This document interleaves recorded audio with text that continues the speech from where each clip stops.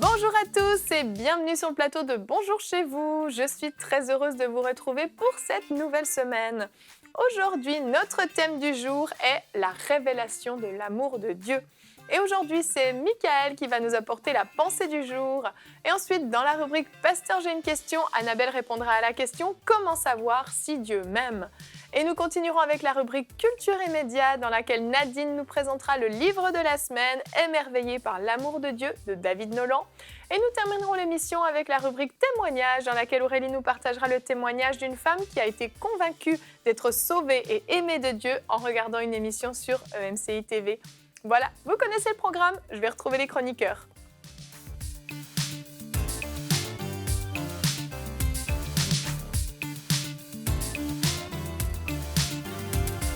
Bonjour à tous. Bonjour. Vous allez bien ? Très bien. Ouais, très bien. Super. Avez-vous eu la révélation que Dieu vous aime ? Amen. Vous en êtes convaincus ? Oui, Oui. de plus en plus. De plus en plus. Oui, J'attends la pensée du jour pour l'être encore plus. Ah, Toute la pression est sur toi, chérie. Tu vas nous apporter une révélation ce matin. c'est ça. Je dis de plus en plus parce que je pense que l'amour de Dieu est infini. Comme Mhm. l'univers, il n'a pas de fin. Amen. Donc, on peut creuser et grandir dans la révélation toujours plus. Comme Amen. ton amour pour Evelyne. C'est Oui. beau. Ça, c'est toi qui l'as dit. Il te dit qu'il a un peu manqué Oui, je suis d'accord. Je suis d'accord. Tout à fait. Allez, parle-nous plutôt de l'amour de Dieu dans la pensée du jour.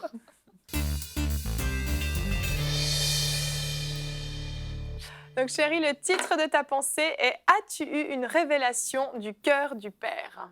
Oui, tout à fait. Et je suis content de vous retrouver aujourd'hui pour vous partager cette pensée que j'ai intitulée « As-tu eu une révélation du cœur du Père ?» Et si je l'ai intitulée ainsi, c'est parce que ce n'est pas parce qu'on est sauvé qu'on a forcément cette révélation du cœur du Père, mais il faut apprendre à aller dans la parole et à découvrir la personne de Dieu et quel est véritablement son cœur vis-à-vis de nous.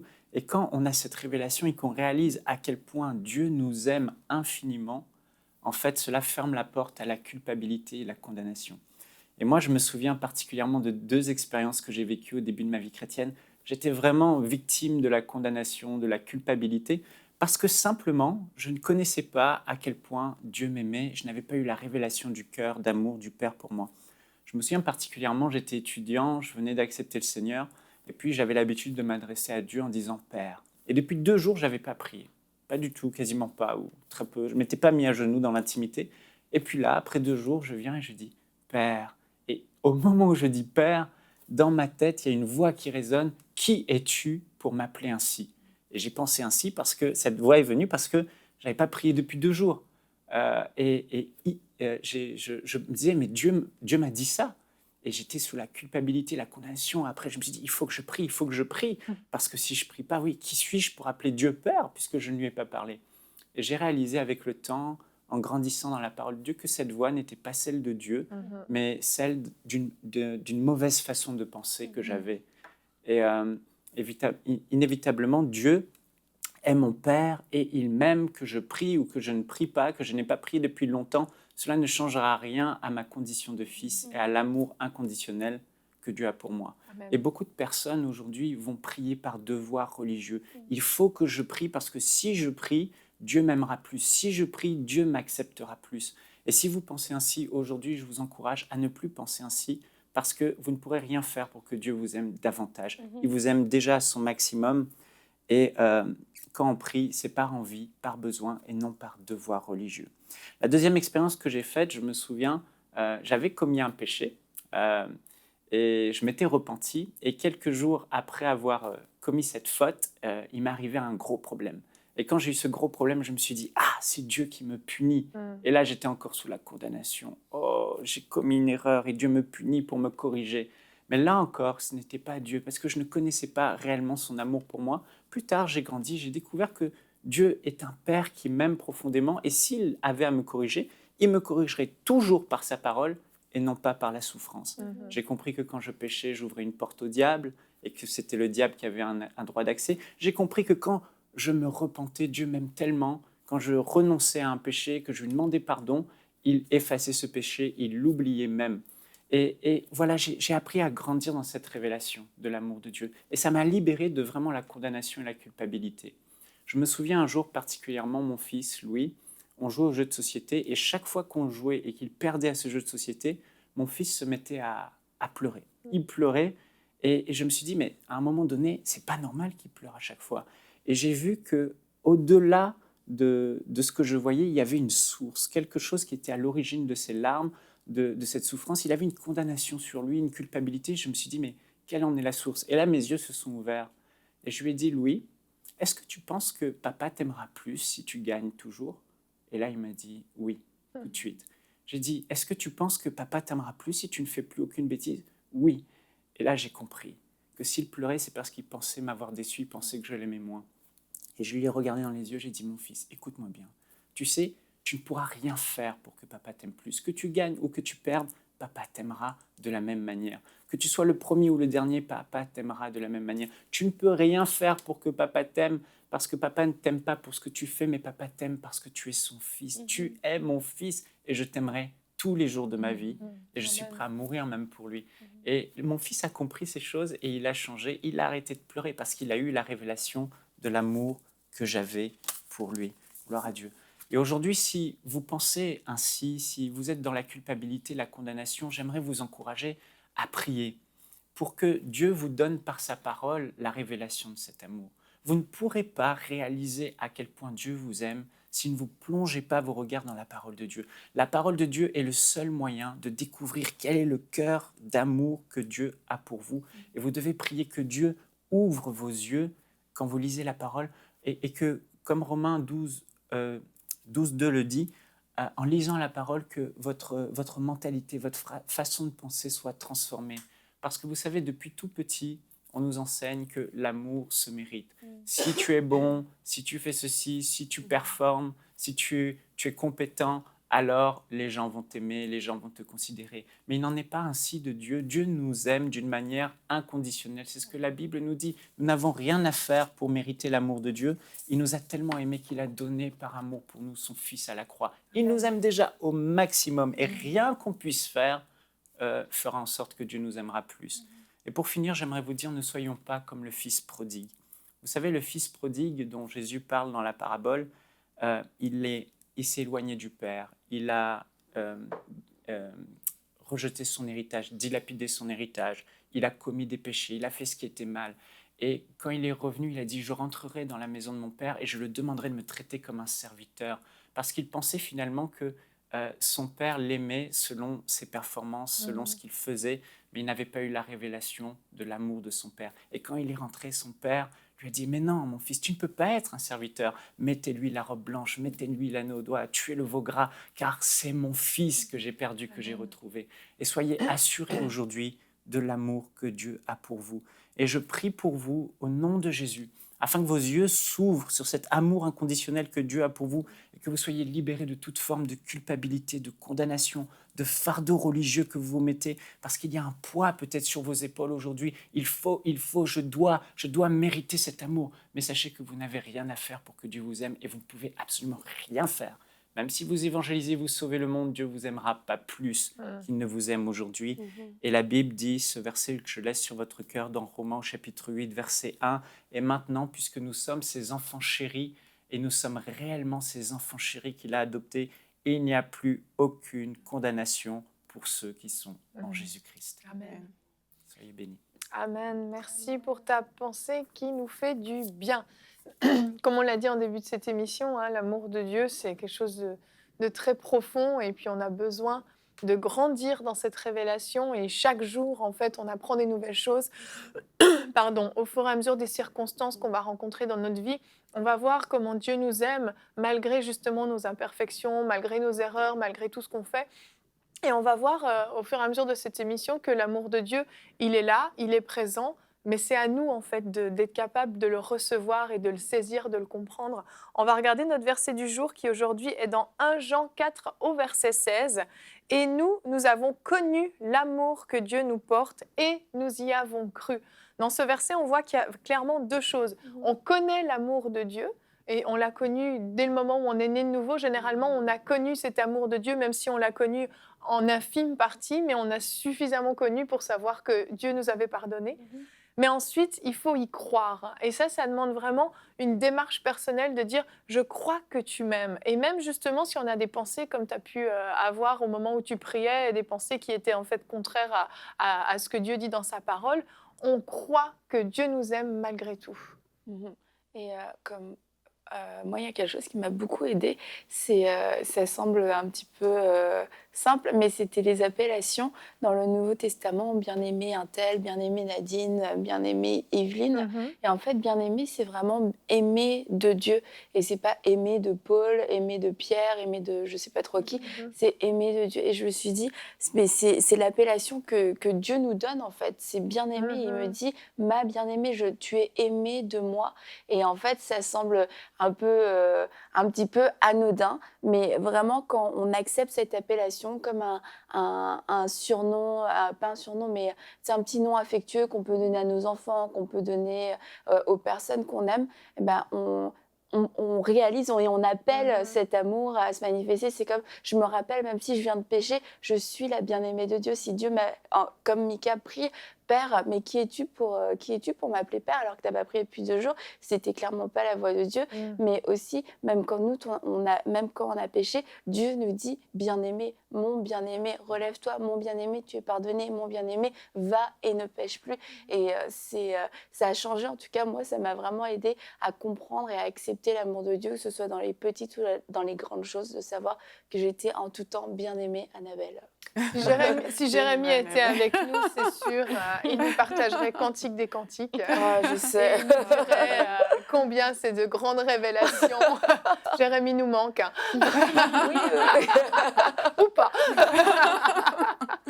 Mais moi, je me rappelle, c'est comme une révélation que j'avais eue. C'était Dieu est amour. Vraiment, quand je l'avais compris et accepté, ça a changé beaucoup de choses en fait. Parce que parfois, on va parler d'avoir de l'amour, on donne de l'amour à quelqu'un. Mais j'avais réalisé vraiment, comme la parole le dit, que Dieu est amour. En fait, c'est comme si, c'est même pas comme si, c'est le cas. Il n'y a rien en Dieu qui peut dégager autre chose que de l'amour, en fait. Il n'y a rien d'autre que l'amour qui peut sortir de Dieu. Et quand j'ai compris que Dieu est amour, que ce n'est pas juste qu'il a l'amour, il est lui-même amour, quand je l'avais compris, vraiment, ça avait changé beaucoup de choses. Parce que la perception que j'ai eue de Dieu à ce moment-là a complètement changé. C'est que dès que je m'adresse à Dieu, je me parle à un Père qui m'aime, je parle à quelqu'un qui m'aime. Et quand j'avais compris encore par la suite tout ce que Jésus a fait pour moi, comment est-ce qu'il a facilité les choses, ben, vraiment, moi, ça m'avait transformée. Et aujourd'hui, personnellement, il y a des doutes que je n'ai pas. Ce n'est pas parce qu'il nous arrive certaines choses dans la vie, ce n'est pas parce qu'on vit certaines expériences que Dieu nous aurait retiré son amour ou que Dieu nous aime moins que d'autres personnes, parce que sa nature est vraiment amour. Donc vraiment, quand on le comprend, on perçoit les choses d'une autre manière et on prie différemment. On peut se tenir devant Dieu et dire, peut-être, voici ce qui m'arrive, voici les expériences par lesquelles je passe aujourd'hui, voici la voix que j'entends en moi aujourd'hui qui est en train de me condamner, comme on a vu dans la pensée du jour. Mais je sais que tu m'aimes plus que tout et que tu m'aimes plus que moi-même. Parce que parfois, on pense qu'on sait ce qu'il nous faut et tout, mais Dieu nous aime plus que nous-mêmes. Il n'y a personne qui peut nous aimer comme Dieu. Et même quand bien même nous, on veut notre bien, peut-être plus que tous les autres, mais Dieu veut encore notre bien plus que nous-mêmes. Donc, réaliser ça et vivre avec ça, mais ça fait vraiment percevoir Dieu d'une nouvelle façon et ça ouvre vraiment la voie dans la relation avec le Seigneur aussi. Amen. Moi, le premier verset que j'ai appris par cœur quand j'étais toute jeune, c'est Jean 3,16. Et ce verset, pour moi, c'est vraiment la révélation de l'amour de Dieu. Et quand ce verset est venu s'imprégner dans mon cœur, que j'ai compris que Dieu m'a tant aimé, qu'il a donné ce qu'il avait de plus précieux, qu'il a envoyé son Fils unique, qui est mort sur la croix pour moi, ça a été une révélation. Et donc, du coup, je vais vers Dieu, je sais que c'est lui qui m'aime plus que n'importe qui, plus que mon mari, plus que mes parents, plus que ma meilleure amie. Dieu m'aime d'un amour inconditionnel. Et tout ce que je peux avoir comme manque affectif, comme besoin, c'est lui qui va remplir ça, qui va combler ça. Et il y a des gens qui peuvent ne pas avoir eu cette révélation et rechercher justement de combler leurs besoins affectifs vers des hommes ou vers des femmes, vers des biens matériels, vers des gens. Mais quand tu comprends que c'est Dieu, en fait, qui peut te combler au-delà de qui que ce soit, de quoi que ce soit d'autre, ça fait toute la différence. Et ça, vraiment, moi, ça m'a fortifié, ça m'a stabilisé, tu vois. C'est que j'ai pas de carence. Ces besoins d'amour, c'est Dieu qui me les remplit, en fait. Amen. Donc, ça a vraiment changé toute ma vie, toute ma trajectoire après, quand j'ai eu cette révélation de Jean 3,16. J'étais adolescente et puis ça fait toute la différence. On a vraiment besoin de comprendre cet amour parce que sinon, dans notre marche chrétienne, en fait, on va tomber dans tous les pièges. T'en as cité au niveau de la prière, au niveau du péché. Et au niveau du péché, je pense que ça, c'est vraiment... c'est le gros problème parce que quand on pêche, déjà, on a déjà notre conscience qui nous reprend.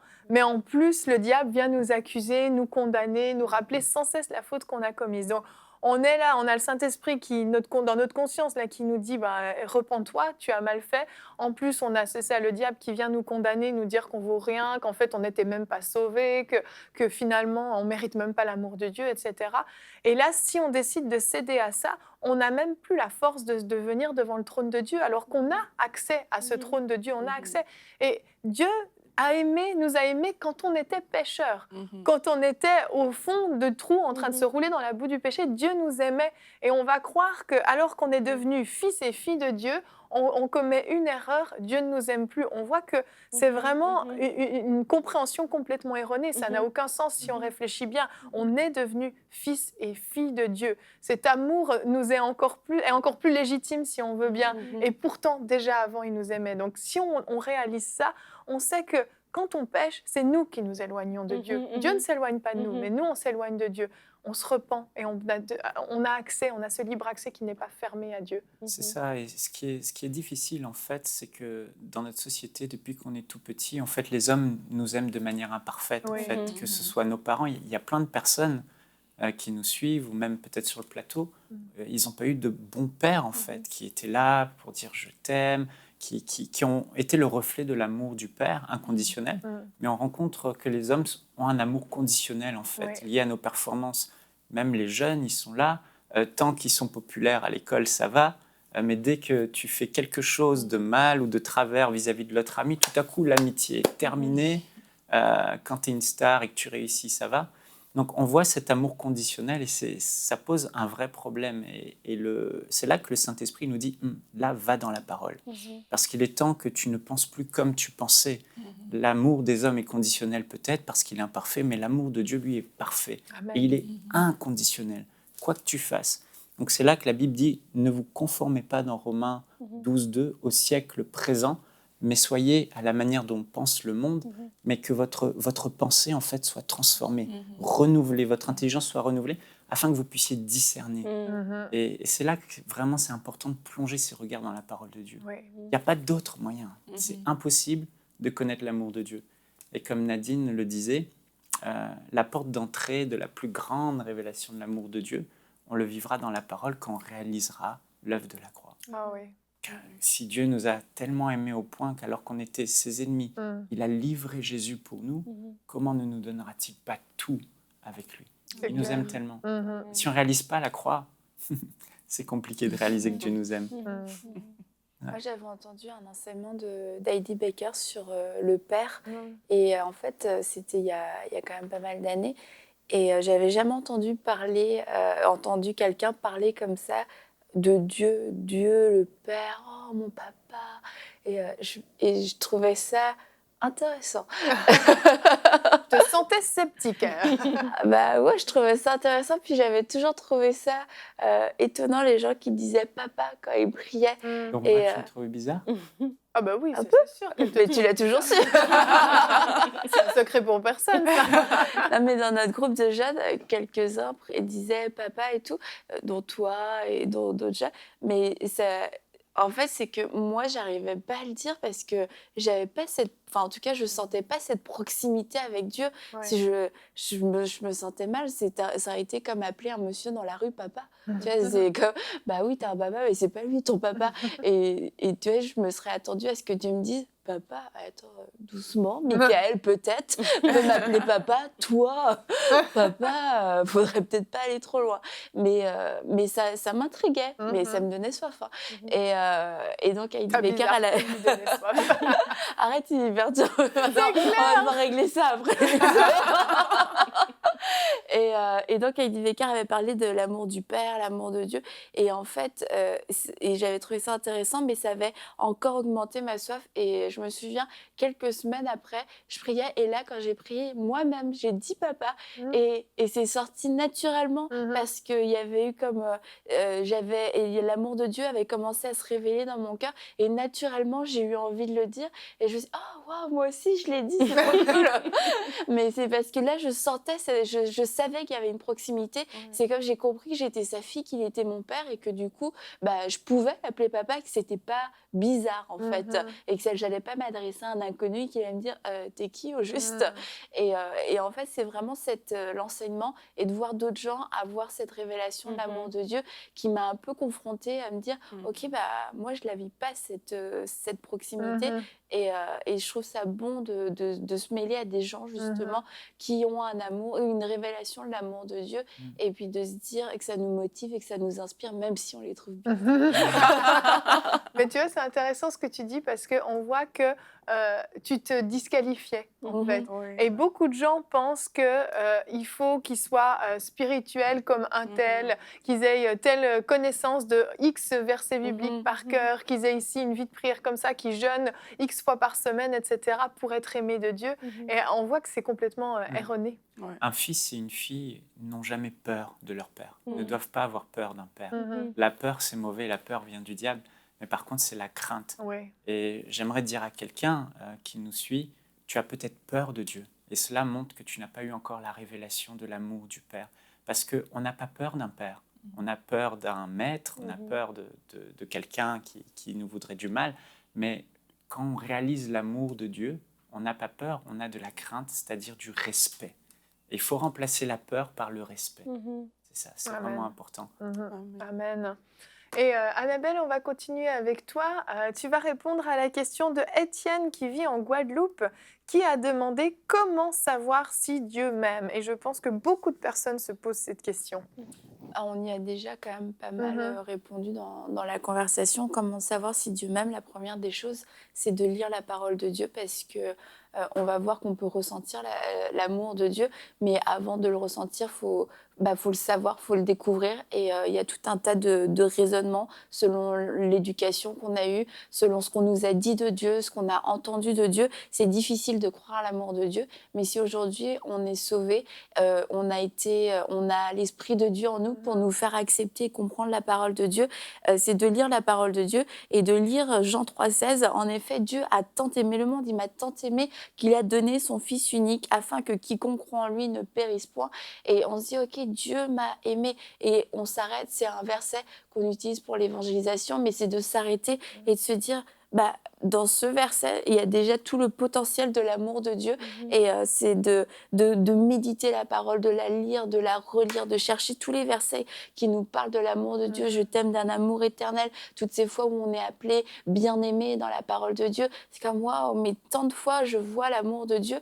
Et à force de lire, ça va comme être au moins une vérité. C'est sûr que Dieu est amour. Alors maintenant, je peux le savoir, mais comment moi est-ce que je vais pouvoir le vivre? La deuxième chose, ça va être de le croire, tout simplement. Et on l'a vu dans 1 Jean 4,16, j'ai connu l'amour de Dieu et j'y ai cru. Et ça, c'est vraiment en fait une décision. Je dois prendre la décision de ne pas seulement savoir que Dieu m'aime, mais de croire. Et au moment où je crois que Dieu m'aime, j'active cet amour. Je laisse cet amour venir, je laisse cet amour pouvoir se manifester. Parce que si je sais que Nadine m'aime, je sais que tu m'aimes, mais je veux pas la manifestation de ton amour. Je vais être limitée. Et le fait de le croire, c'est comme, je t'autorise vraiment à m'aimer, je t'autorise à déverser ton amour. Et dans Éphésiens 3,17, c'est vraiment un verset que j'aime beaucoup. Je prie que vous soyez enracinés et fondés dans l'amour pour être capables de comprendre avec tous les saints quelle est la largeur, la longueur, la profondeur et la hauteur de l'amour de Christ, comprendre et de connaître cet amour qui surpasse toute connaissance afin que vous soyez remplis de toute la plénitude de Dieu. Et contrairement à ce qu'on peut penser, l'amour de Dieu, à la fois, oui, il est infini, on ne peut pas le saisir intellectuellement pleinement, mais c'est dans la volonté de Dieu qu'on puisse le comprendre et qu'on puisse le connaître. Ce n'est pas un mystère absolu qui doit rester caché. Voilà. Vraiment, la Bible nous dit qu'on peut prier pour comprendre quelle est la largeur, la longueur, la hauteur, la profondeur de l'amour de Dieu et connaître cet amour qui surpasse toute connaissance. Et donc, c'est drôle d'ailleurs, connaître et qui surpasse toute connaissance. Bon, bref. Mais parce qu'on a entendu, on a connu, on a su que Dieu nous aimait, mais il faut l'expérimenter, cet amour. Et donc, on peut prier pour ça. Et la dernière chose, c'est de demander à Dieu de nous le démontrer. Il n'y a aucun problème à prier pour dire à Dieu, j'ai envie de sentir ton amour. Mais c'est pour ça que c'est important de partir de la bonne première étape, c'est partir de la parole de Dieu, parce que sinon, ça va être juste une émotion, ça va être juste un frisson. Et c'est pas parce que quelqu'un te fait ça qu'il t'aime. Ah, t'as pu avoir un contact, on a eu une petite sensation, un petit frisson. Mais t'as eu un petit frisson, Nadine, un petit peu. Là, j'ai eu un gros frisson. Un peu plus fortement. On ne cherche pas juste une émotion, mais c'est normal que dans notre relation avec Dieu, on ait envie aussi de sentir, de ressentir son amour. Et on peut demander à Dieu, j'ai envie de ressentir ton amour, fais-moi ressentir ton amour. Et c'est dans ces moments-là qu'on peut vivre vraiment les vagues de l'amour de Dieu. On se sent complètement immergé, on se sent inondé, on se sent comme enveloppé d'amour. On regarde à droite et à gauche, il n'y a que de l'amour, on se sent complètement saturé. Et dans ces moments-là, il y a un tas de choses qui tombent, beaucoup d'insécurité, beaucoup de peur. C'est parce que c'est vraiment comme les bras de Dieu qui viennent nous entourer, qui nous rassurent, qui nous soulagent, qui nous consolent, qui nous fortifient. Et c'est vrai, il ne faut pas avoir peur de prier ce genre de prière et de se dire « Ah oui, non, mais moi, je ne veux pas être trop sensible, je ne veux pas être fleur bleue. » Non, Dieu nous aime, on est dans une relation d'amour. Et dans une relation d'amour, on aime que l'autre puisse nous faire plaisir, entre guillemets. Et Dieu aime nous faire plaisir aussi. Dieu aime se manifester à nous. Donc, la première chose, c'est lire la parole de Dieu pour être renouvelé dans notre intelligence, savoir ce que Dieu dit, ce que la parole de Dieu dit et pas nos émotions, ce que les autres disent. La deuxième chose, c'est de prendre la décision de croire. Et le dernier point donc, que j'ai donné, c'est demander à Dieu de nous le démontrer. Et après, je crois qu'il y a encore autre chose, mais je crois qu'avec déjà ces 3 petites étapes, on peut s'exposer à l'amour de Dieu. Merci Annabelle. Si vous avez des questions à nous envoyer, vous pouvez nous écrire à l'adresse pasteur j'ai une question @emci.com. MCI TV. TV, j'ai oublié le TV. MCI TV. On a changé d'adresse, c'est compliqué. Mais vous pouvez nous écrire à l'ancienne, on recevra aussi. Soyez rassurés. On va continuer maintenant avec la rubrique Culture et Médias. Nadine, aujourd'hui, tu nous présentes le livre de la semaine, Émerveillé par l'amour de Dieu, ça tombe bien, de David Nolan. On va regarder la vidéo de présentation. Découvrez le livre de la semaine.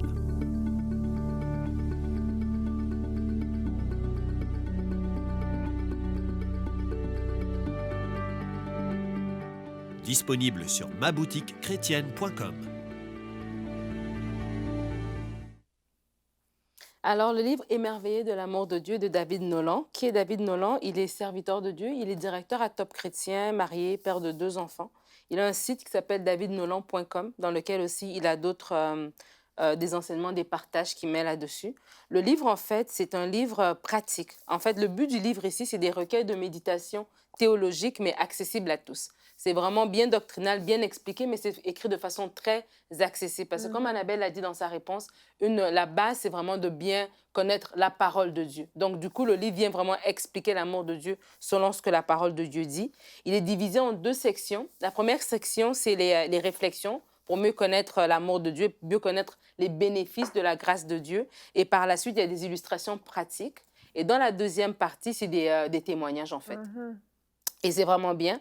Le livre, en fait, il peut aussi être utilisé, l'auteur le dit que le livre peut être utilisé dans les groupes maisons pour aussi, comme un livre de discussion, un livre d'échange. Alors ici, par exemple, il dit, quand on parle de l'amour de Dieu, il y a des fois, les gens ont du mal à accepter. Donc, ce qu'il fait, c'est que dans chaque chapitre, il explique une partie de l'amour de Dieu et puis après, il donne une confession que la personne doit faire et après, une réflexion que la personne doit avoir pour comprendre, en fait. Et un exemple ici, il dit, par exemple, tu dis, je confesse que tu m'as choisi, que je ne suis pas une erreur. Tu sais, l'idée d'être accepté de Dieu. Des parents peuvent rejeter, ne pas désirer un enfant, mais dans les coulisses du ciel, c'est toi, Père, qui nous a créés et qui nous a choisis pour t'appartenir. Je confesse que j'ai été choisi non seulement pour revêtir ta sainteté, mais pour devenir ton représentant et parler de ton amour et de ta grâce aux autres. Je fais partie de l'équipe de Dieu. Et il dit une réflexion, Dieu vous a choisi pour le ressembler. Quel domaine de votre vie souhaitez-vous lui abandonner aujourd'hui pour mieux lui ressembler? Donc, c'est vraiment pratique parce que tu écoutes, tu lis et après, non seulement tu confesses de ta bouche, mais tu as aussi une réflexion derrière pour prendre la bonne chose à faire. Donc, il parle ici de confesser que tu es un héritier de Dieu. Donc, il donne les bases de l'amour de Dieu, que Dieu est amour, comme on a dit. Il s'est manifesté en Jésus-Christ. C'est ça la manifestation visible de l'amour de Dieu. La manifestation tangible, c'est le Saint-Esprit qui nous a été donné. L'amour de Dieu, Dieu nous a, dans sa prédestination, il nous a choisis, il nous a rachetés, il nous a justifiés, il nous a réconciliés avec le Père, il nous a adoptés, il nous a unis en Jésus. Jésus vit en nous, nous sommes en Jésus. La crucifixion, la résurrection, l'ascension, la rédemption, tous ces termes très, très théologiques, mais vraiment expliqués très, très, très simplement. Et une petite chose que je voulais partager avec vous, que j'ai trouvé vraiment bien. Comme j'ai dit, la deuxième partie, c'est une partie de témoignage. Et là, il y a un témoignage de quelqu'un qui dit « Je pensais avoir fait un péché impardonnable ». Et en fait, c'était quelqu'un qui avait un problème dans son identité sexuelle et qu'il a changé de sexe, carrément. Et par la suite, quand il a eu la révélation de l'amour de Dieu, que Dieu, dès le commencement, Dieu l'avait déjà choisi, l'avait déjà créé comme il se doit, il s'est repenti. Et comment il est venu vers Dieu et la vérité de Dieu l'a libéré. En fait, j'ai trouvé ça super important. Et toutes les histoires sont sur mystory.me. Et j'ai trouvé ça super important parce que des fois, on se bloque justement. Parce qu'on se dit, il y a des choses que, oui, Dieu m'aime jusqu'à un certain niveau. Et les témoignages qu'il a apportés montrent que des vraies personnes qui ont vécu des choses réelles peuvent montrer que non, Dieu, il n'y a rien que l'amour de Dieu ne peut pas atteindre, en fait. Amen. Et il y a peut-être des gens qui peuvent écouter et se sentir disqualifiés et puis dire, oui, ça c'est pour monsieur, madame, tout le monde qui sont encore dans des péchés de base. Moi, mes péchés sont trop avancés pour que Dieu puisse venir me chercher. Mais je tenais vraiment à partager ce témoignage ici parce que c'est quand même quelque chose d'assez majeur. Mais comment cette personne-là a pu, une fois qu'il a eu la révélation de l'amour de Dieu, il a pu lui-même laisser aller de toute la condamnation qui portait sur lui. Donc, je vous recommande ce livre. Il est 10 € à maboutiquechrétienne.com et aussi sur le site davidnolan.com. Vous pouvez aussi rejoindre l'auteur aussi sur ce site-là.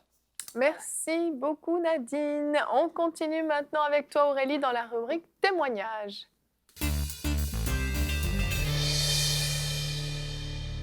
Aurélie, tu nous partages le témoignage d'une femme qui a vu sa vie être transformée en regardant MCI TV.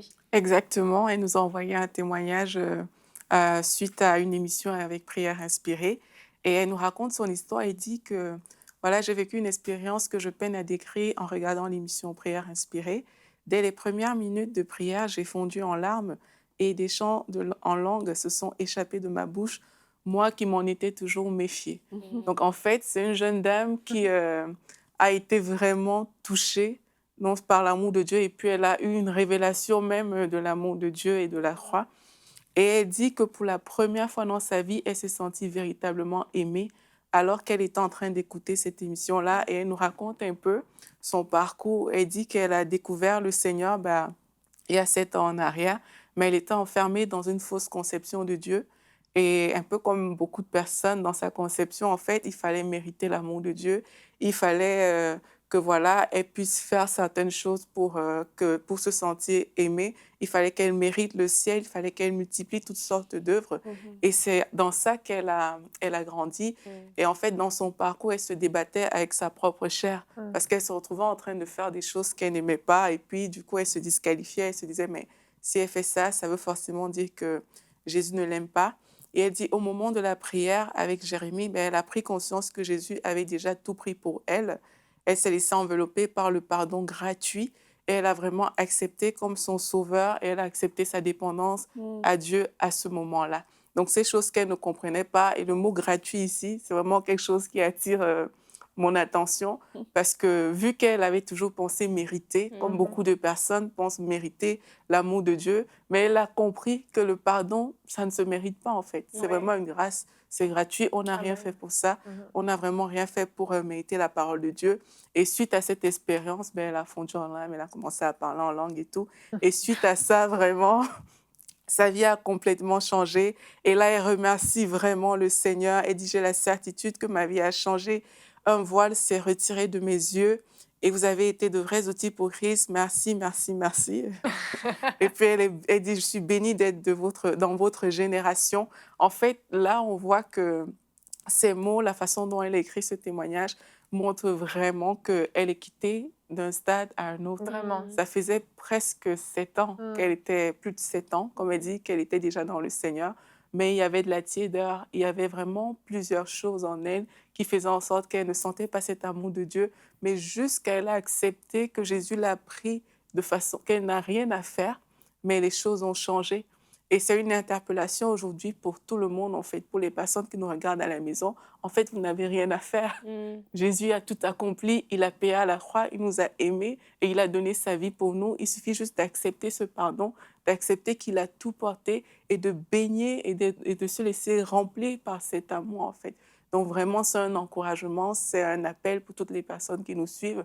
Vous n'avez rien à faire, juste accepter l'amour de Dieu et commencer à vivre dans cet amour-là, à dire à Dieu que vous êtes reconnaissant du fait qu'il vous aime et vraiment à marcher en étant conscient et fier de l'amour que Dieu a pour nous.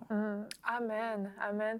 Avant de terminer, chérie, est-ce que tu veux bien prier pour nos téléspectateurs qui ont besoin de recevoir cette révélation? Certains ont peut-être besoin d'avoir un voile qui se déchire, d'avoir vraiment cette prise de conscience de cet amour que Dieu a pour eux. On va prier. Alléluia. Père Céleste, je veux faire aujourd'hui cette prière de l'apôtre Paul dans Éphésiens qui dit « Illumine les yeux des cœurs, ouvre l'intelligence de ceux qui nous écoutent. » Père, je prie pour cette personne qui est en train de nous suivre et qui a réalisé en nous écoutant qu'elle est sous la condamnation, sous la culpabilité, sous le joug de la religion, sous le joug des efforts, des œuvres pour mériter ton amour. Je prie maintenant au nom de Jésus, Père, que tu illumines les yeux de son cœur afin qu'elle réalise à quel point tu l'aimes de manière inconditionnelle. Il y a une personne qui nous suit, tu as eu des reproches des gens depuis que tu es tout petit, tes parents t'ont reproché des choses, le monde t'a reproché des choses et tu as l'impression que ta vie est un échec. Mais Dieu te dit aujourd'hui, tu n'es pas un échec. Je t'ai créé unique, tu es ma création et je ne t'aime pas parce que tu auras une étiquette sur toi, tu auras des trophées, tu auras des performances, je t'aime parce que simplement c'est moi qui t'ai créé, c'est moi qui t'ai engendré, je t'ai fait tel que tu es lorsque tu es venu dans ce monde. Et sois assuré aujourd'hui de cet amour, Dieu t'aime. Quand tu enlèves toutes ces choses, il ne reste que ce que tu es réellement. Et c'est pour ce que tu es, tel qu'il t'a créé, que Dieu t'aime. Lorsque le bébé sort du ventre de la mère, le père et la mère vont immédiatement l'aimer d'un amour tellement grand, tellement fort. Il n'a encore rien fait, il n'a encore rien produit, il n'a encore rien accompli dans la vie, que cet amour est déjà tellement grand. Et Dieu te dit, dès l'instant où tu as été engendré dans le sein de ta mère, je t'ai aimé d'un amour infini. Oh, que cette œuvre, que cette révélation de l'amour de Dieu, que cette révélation de l'œuvre de la croix soit enracinée dans ton cœur aujourd'hui, que le voile tombe de tes yeux aujourd'hui au nom de Jésus. Père, je te remercie pour toutes ces personnes qui nous suivent. Le voile tombe maintenant dans le nom de Jésus et tu illumines leur cœur afin qu'ils réalisent la grandeur, la hauteur, la largeur, la longueur, la profondeur de ton amour pour eux. On te remercie, Père. Tu le fais et cette semaine, cette journée sera différente pour vous maintenant, croyez-le, parce que la culpabilité, la condamnation s'en va, parce qu'il n'y a aucune condamnation pour ceux qui sont en Jésus-Christ. Amen. Et vous savez pourquoi? Parce que vous avez été adoptés comme un enfant de Dieu et vous êtes réellement son enfant. Amen, Amen. amen. Gloire à Dieu. Je crois que vous avez reçu à la maison cette révélation. Restez dans la présence de Dieu à la fin de cette émission. Continuez à vous connecter à cet amour, à laisser l'amour de Dieu se déverser en vous. Vous allez voir, ça va changer toute votre vie. Merci à vous tous pour cette belle émission. On va se retrouver demain. Notre thème sera « Débarrassez-vous des préjugés » sur l'évangélisation de rue. Et nous aurons nos invités avec nous, qui sont les pasteurs Franck et Liliana Alexandre. Voilà, merci de nous avoir suivis et bonjour chez vous.